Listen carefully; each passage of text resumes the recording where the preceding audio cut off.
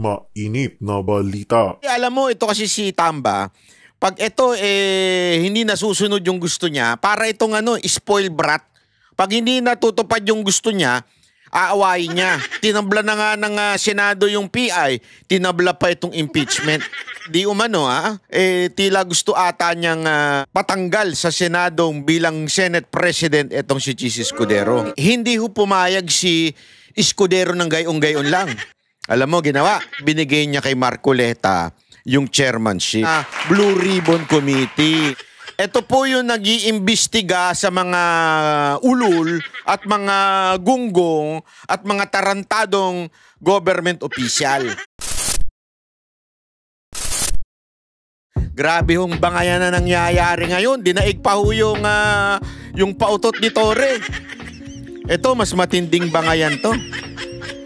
Ako, natutuwa ako dito kasi basta papaliwanag ko sa inyo kung bakit nakakatuwa ho ito. Kasi ngayong araw na ito, maraming nangyari. Pero ito sa akin ang feeling kong highlight nito yung sinabi ni Escudero na ang impeachment finis na. Kalas! Sabi nga ng mga Arabo, kalas! Finis na nga.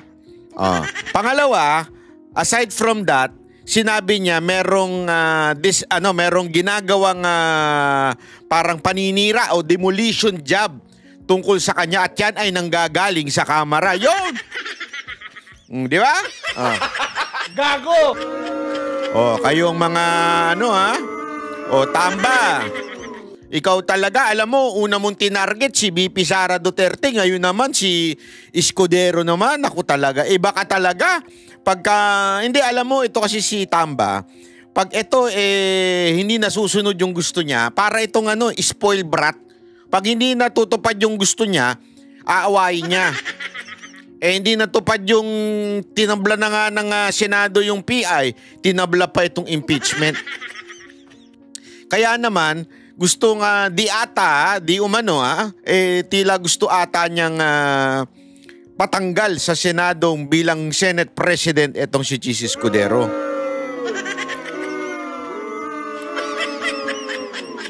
Kaya sabi di umano ni Escudero, abay merong demolition job na nagaganap. Nako po, pagkatapos nung finis na yung impeachment demolition job, etong matindi. Hindi ho pumayag si Escudero ng gayong-gayon lang. Alam mo, ginawa. Siyempre, bilang Senate President, decision mo yung mga chairmanship. Even if sabihin na natin, ninonominate yan, binigay niya kay Marcoleta yung chairmanship. Ayun, grabe na, Blue Ribbon Committee. Ano ba yung Blue Ribbon Committee? Ito po yung nag-iimbestiga sa mga ulul at mga gunggong at mga tarantadong government official. Partikular na yung mga gahama, mga buhaya. Ang Blue Ribbon Committee ang nag-iimbestiga dyan, di ba? So, alam na natin.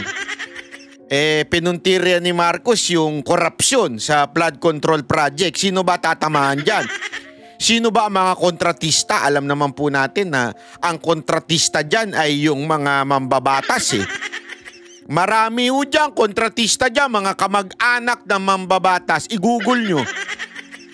Ito, para kayo na lang umakalam, i-chat GPT nyo, tanungin ninyo, who are the alleged kontratista?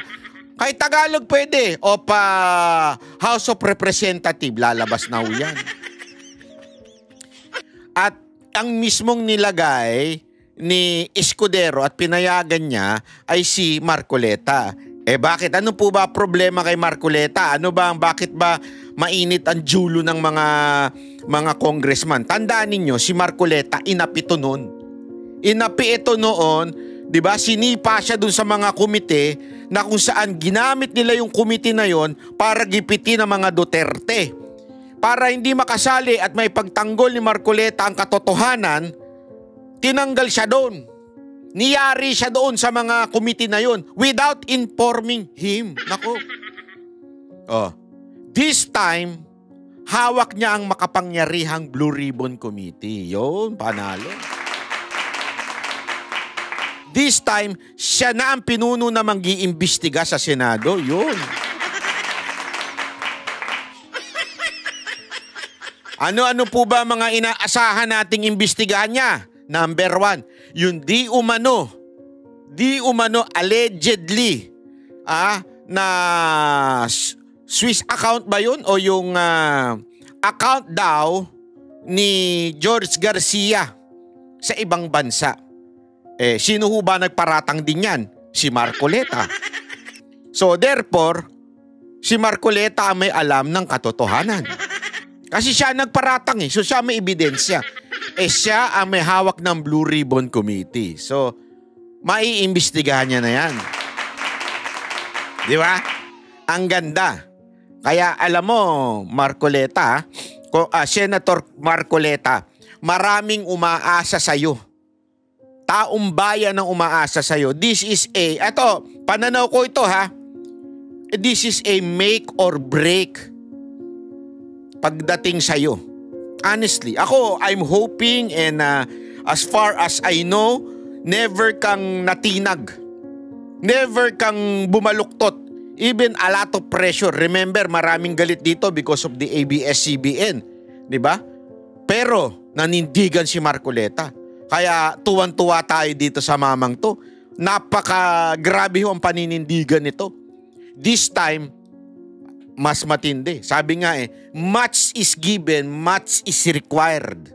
Ano ibig sabihin nun? More responsibility, more power, more mas ka dyan, mas aasahan ka ng taong bayan. Kaya isa sa inaasahan dyan, yung dayaan sa COMELEC. Una yan. Pangalawa, yung sinasabi mo, ito, favorite ko ito. Kasi, malupit ito. Favorite ko ito yung pagdating sa bill ng kuryente. Pag nanakaw ng mga power supplier natin sa buong bansa. Yan ang isa sa mga pinangako ni Marcoleta. Pangalawa yan. Pangatlo, yung katiwalian na nangyari pagdating ho doon sa pagpapadala ni Pangulong Duterte. Senator Marcoleta, you know from your heart na binitbit ka ng mga Duterte, ni Pangulong Duterte, ni Vice President Sara Duterte, kaya inaasahan ka ng mga Duterte supporter. Do your promises isakatuparan mo ang iyong ipinangako sa mga Duterte supporter. Kasi honestly, Senator Marcoleta, ako at yung iba nating mga kababayan, bitin doon sa investigasyon na ginawa ni Amy Marcos. Parang lang yun ako, pakiramdam ko, kasi mismo nga si Kaufman, sinasabi ni Kaufman, di ba, na bakit hanggang ngayon di pa napapublish yung Senate hearing na yun. Parang sa akin ito pananaw ko lang naman. Parang ginamit lang niya talaga yung mga Duterte nun para ibuduli na naman yung ibang mga Duterte supporter. Sa bagay, nagpabudol naman sila uli. Okay lang yun. Hindi, okay lang naman yun kung medyo dalas-dalasan yung pambubudol sa mga Marcos. Bahala kayo, buhay nyo yan Hindi ko pwedeng pakialaman yan kung lagi na lang kayo nagpapabudol sa Marcos, problema nyo na yan. Di ba? Wala na akong dyan. Wala na akong, labas na ako dyan. Ginawa ko na ang lahat. Pati yung iba pang mga social media influencer, vlogger ng Duterte, ginawa na namin ng lahat para wag kayo magpapaniwala dyan kay Amy Marcos. Nagpabudol pa rin kayo. Wala na tayong magagawa dyan. Re-respetuhin ko na lang yung desisyon ninyo. Pero, Senator Marcoleta, kami po nabitin doon sa investigasyon na ginawa ni Amy Marcos. Kaya sana, imbestigahan nyo pa ho ito. Lalong-lalo na yung naganap na circus dyan sa Rizal Memorial ni Torre. Umaasa kami iimbestigahan mo yan kasi, sandali, sino nagbayad ng Rizal Memorial? Gobyerno ba? O particular na tao? At kung sino mang particular na tao, tama ba yun? Kasi remember, bilang public official, bawal kang tumanggap ng kahit na ano. Whether in deeds, financial, bawal kang tumanggap. So, ibig bang sabihin nito, tumanggap si Torre na libre yung Rizal Memorial Stadium? Sino yun? Is this a state-sponsored event? Meron ba itong kaukulang tamang mga papel, dokumento? Ang makakasagot lang niyan, si Torre. Ang makakasagot lang niyan, DILG. Bantakin mo na doon yung sekretary. Luko-luko rin yung sekretary ng DILG. Mantakin mo, pinirmahan niya yung travel permit ni Baste kasi bilang DILG secretary. Alam niyang aalis wala sa Sunday si Baste. Way ahead of time alam na niya. And yet, pumunta pa rin siya doon. Magandang tanungin niya ni Marcoleta, Mr. Secretary, how come you sign a document and yet you were there? Are you fooling yourself or are you fooling us? Hindi, Senator Marcoleta, magandang itanong mo ito ha.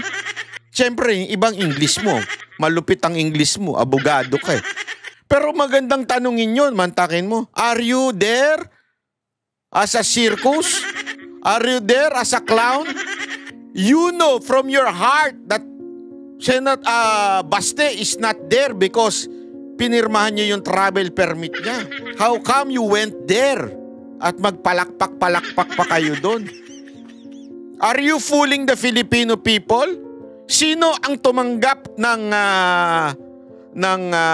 gift? Kasi sabihin na natin, hindi pera yung tinanggap nila para marentahan yung Rizal. Don't tell me, sabi nung Rizal, hindi, libre na.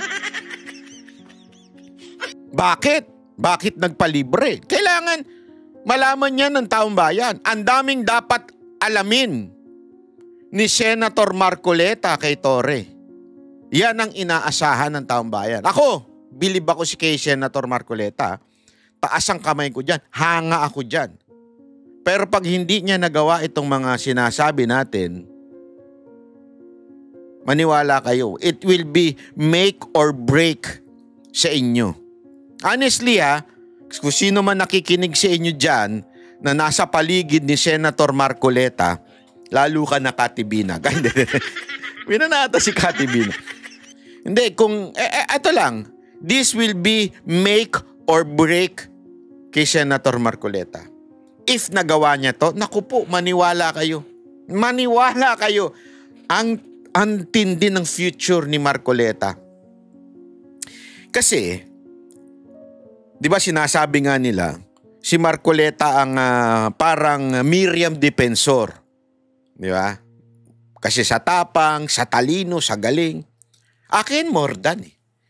Kasi kahit pa paano, si Miriam, magaling, matalino. Pero, ewan ko for me, yung masasabi ko may paninindigan talagang matindi si Marcoleta. Para sa akin para sa akin to, okay, magagalit yung mga tagahanga ni Miriam Defensor. Pangalawa, mas nakaka-communicate si Marcoleta. Bakit? Kasi, Tagalog, pag nagpaliwanag, napakalinaw. Ako, tagahanga ako nung kanyang programa dun sa isang istasyon. Talagang pag pinakinggan mo siya, ang tindi ng paliwanag niya, logic niya, talagang maiintindihan ng ordinaryong Pilipino. So, in a way, may advantage siya compare kay Miriam. Kasi si Miriam, masyadong malalim. Matalino, magaling, may paninindigan. Not question yun. Kaya lang masyadong malalim. Sa sobrang lalim, minsan hindi na maintindihan. Unlike itong si Marcoleta, matalino, may paninindigan, magaling, pero nakukommunicate niya. So I think, Marcoleta is more somehow mas makaka-advance kay Senator Miriam. Okay? In that aspect, not the greatness it's more on how to communicate to people. So, sa akin, mas malayo ang mararating ni Marcoleta. Para sa akin po yun. Kaya lang, this will be make or break. Kasi ang taas ng expectation sa kanya ng tao ngayon eh. Ang taas talaga. Tapos naging Blue Ribbon Committee ka, head ka pa, chairman. Ang taas, lalong tumaas. Tapos pag hindi mo nagawa, mako, maniwala kay sa akin, Senator Marcoleta, ikakabagsak niyo ho yun. Pero ako, optimistic ako pagdating kay Marcoleta. Kasi alam kong gagawin niya eh. Pero pag sakali lang hindi niya gawin, kunwari, halimbawa lang naman, halimbawa, pero I don't think mangyayari. Kunwari lang tupakin siya, kainin din siya ng sistema. Wala na. Etong wala na. Kasi ito na yun eh. Binigay na sa'yo yung baton ng kapangyarihan, tapos di mo ginamit, pagagalit sa'yo taong bayan yan. Pero pag ginamit mo, maniwala ka, matindi ang kakahatnan mo, Senator Marcoleta, for sure. Taong bayan ang mag-aangat sa'yo. Oh. Kaya nga, alam mo, yung ginawa ni Chis Escudero, naggamitin si Marcoleta, naku po, lalong uminit ang tumbong ng mga congressman. Gago! Meron pa. Meron pa. Baka kala nyo doon nagtatapos. Meron pang panukalang batas na gustong gawin si Chis Escudero na tatamaan lahat ng congressman. Kung hindi man lahat, hindi naman pala lahat. Karamihan ng congressman tatamaan doon sa batas na gustong gawin ni Escudero. Talagang yung atake ni Escudero, yung labanan nila ni Tamba, ito si Tamba ginagamit niya yung mga tao niya. Yung mga tagapagsalita niya ginagamit niya. Hindi kaya dumirekta. Si Chis kaya. Lagay niya ba naman, sabihin ba naman niya yung impeachment? Wala na. Sabihin ba naman niya yung, ilagay ba naman niya si Marcoleta bilang chairman ng Blue Ribbon? Naku, yari lalo. Tas this time, meron pa siyang panukalang batas na yari ang mga kontratistang mga congressman. Lalong yari. Kaya sabi ko, mainit ito. Panoorin natin ha. Ito muna. Isa-isahin natin tong balita na ito. Ito muna yung patungkol sa impeachment. Nagdesisyon ng Korte Suprema, sang-ayon ka man doon o hindi, dapat ito'y sundin. Kung hindi, magkakaroon tayo ng constitutional crisis at baka tingnan tayo ng mga karatig bansa natin at ibang tao na isang banana republic kung saan sinusunod lamang natin yung mga gusto natin. So, dyan pa lang sa statement niyang yan, wala na, finish na. Wala na, finish na. Although, sabi niya nga, he will allow the Senate to vote. Pero bilang Senate President, kung ikaw nagsalita na ng ganyan, abay susunod na sigurado yung mga tao mo. Sinasabi niya nga dito, nagsalita na Supreme Court, whether you like it or not, that is the law. Pananaw pa,